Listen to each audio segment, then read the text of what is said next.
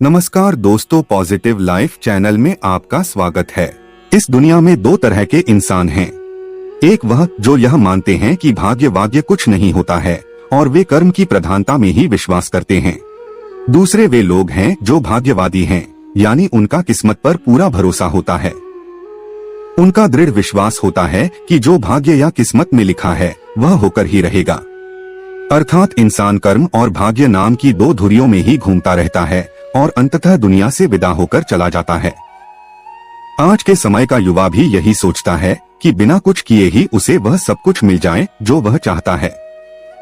इस विषय पर अक्सर बहस होती रही है कि आखिर कौन बड़ा है, भाग्य या कर्म। अनंत काल से ही यह बहस का विषय रहा है कि कर्म ज्यादा महत्वपूर्ण है या भाग्य। जब अर्जुन ने कुरुक्षेत्र में अपने स्वजनों को युद्ध के लिए अपने सामने खड़ा पाया तो उसका शरीर निस्तेज हो गया। उसके हाथों से धनुष छूट गया और प्राणहीन मनुष्य के समान वह धरती पर गिर पड़ा। तब भगवान श्री कृष्ण ने उसे गीता के कर्म ज्ञान का उपदेश दिया। भगवत गीता में भगवान श्री कृष्ण भी अर्जुन से कर्म करने की ही बात कहते हैं। अर्जुन को कर्म करने का ही उपदेश देते हैं। श्री कृष्ण कहते हैं, हे अर्जुन, राज्य तुम्हारे भाग्य में है या नहीं ये तो बात की बात है, परंतु युद्ध तो तुम्हें पहले लड़ना ही होगा, कर्म तो तुम्हें करना ही होगा। गोस्वामी तुलसीदास जी ने भी श्री रामचरितमानस में कर्म की ही प्रधानता बताई है। गोस्वामी तुलसीदास कहते हैं, कर्म प्रधान विश्व करी राखा, अर्थात युग तो कर्म का ही है, प्रधानता तो कर्म की ही है। कर्म किए बिना कुछ भी संभव नहीं है। तो आइए अब उस कहानी की शुरुआत करते हैं जिसमें बहुत बड़ी शिक्षा छिपी हुई है। एक बार एक लड़का परेशान होकर घर के बाहर बैठा था। वह कोस रहा था कि मेरे पिता ने जो भी संपत्ति मेरे लिए छोड़ी थी वह अब खत्म हो गई है, अब मैं क्या करूं? उसी समय उसके पिता के एक मित्र वहां से गुजरे और उसे समझाने लगे कि भाग्य में जो लिखा है वही होगा। उसी रात को उसे स्वप्न भी आया कि तुम्हारा भाग्य पहाड़ की चोटी पर तुम्हारा इंतजार कर रहा है। अगले दिन सुबह वह लड़का उस पहाड़ की चोटी की ओर चल पड़ा जिसका उसे स्वप्न आया था कि उसका भाग्य वहां उसका इंतजार कर रहा है। पहाड़ की ओर जाते हुए उसे रास्ते में एक जख्मी शेर मिला। शेर ने उससे पूछा कि कहाँ जा रहे हो? उस लड़के ने बताया, मैं अपने भाग्य से मिलने जा रहा हूँ।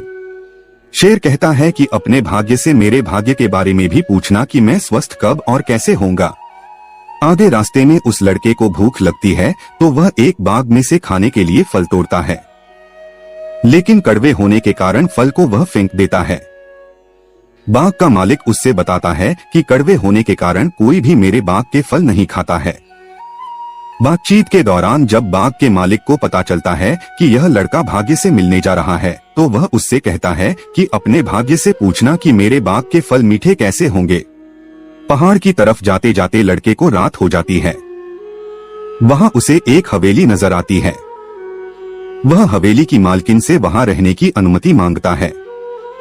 हवेली की मालकिन उससे वहां आने का कारण पूछती है तो लड़का उसे बताता है कि मैं अपने भाग्य से मिलने जा रहा हूँ।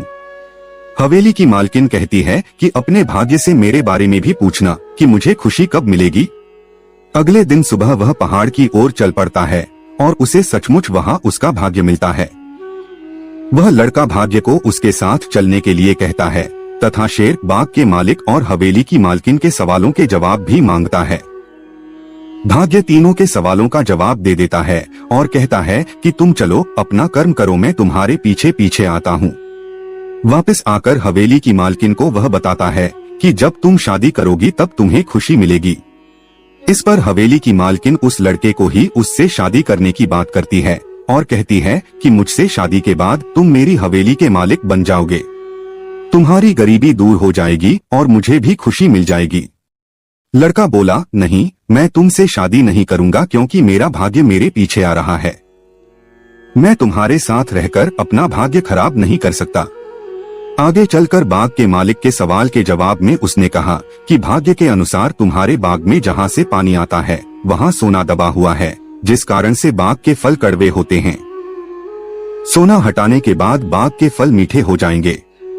बाग का मालिक लड़के से कहता है कि मैं सोना खोद कर निकाल देता हूँ। तुमने मुझे समस्या का समाधान बताया है, इसलिए सोना तुम ले जाओ। लड़का कहता है कि मुझे सोने की जरूरत नहीं है। मेरा भाग्य मेरे पीछे आ रहा है। इसके बाद वह लड़का शेर के पास पहुंच जाता है। शेर कहता है कि क्या तुम मेरे सवाल का जवाब पूछ कर आए हो? लड़का कहता है कि भाग्य के अनुसार जब तुम सबसे मूर्ख व्यक्ति को खाओगे तो पूरी तरह से स्वस्थ हो जाओगे। शेर ने कहा, तुम्हारा बहुत बहुत धन्यवाद, मैं तुमको कोई इनाम देना चाहता हूँ। लड़के ने कहा कि मुझे इनाम की आवश्यकता नहीं है। लड़के ने शेर को बताया कि हवेली की मालकिन ने भी मुझसे शादी करने का प्रस्ताव रखा था और बाग के मालिक ने कहा था कि तुम सोना खोदने में मेरी मदद कर दो और सोना तुम ले जाना, लेकिन मैंने उन्हें भी मना कर दिया। शेर ने पूछा, तुमने ऐसा क्यों किया? लड़के ने जवाब दिया कि मैंने उन सब से कहा कि मेरा भाग्य मेरे पीछे ही आ रहा है, इसलिए मुझे इसकी आवश्यकता नहीं है। लड़के का जवाब सुनकर शेर ने आव देखा ना ताव और उसी क्षण लड़के को खा गया। शेर ने कहा कि तुमसे बड़ा मूर्ख इंसान शायद मुझे कोई और नहीं मिलेगा, क्योंकि तुमने भाग्य के इंतजार में गरीबी दूर करने के दो अमूल्य अवसर खो दिए। अगर तुम दोनों जगह अपना कर्म करते तो तुम्हारा भाग्य तुम्हारे पीछे नहीं तुम्हारे साथ चल रहा होता। प्रिय दर्शकों, इस कहानी से हमें यह शिक्षा मिलती है कि हमें कभी भी केवल भाग्य के भरोसे नहीं बैठना चाहिए, बल्कि अपना कर्म भी ध्यान और ज्ञान में रखना चाहिए, क्योंकि भाग्य उन्हीं के साथ चलता है जो कर्मशील होते हैं।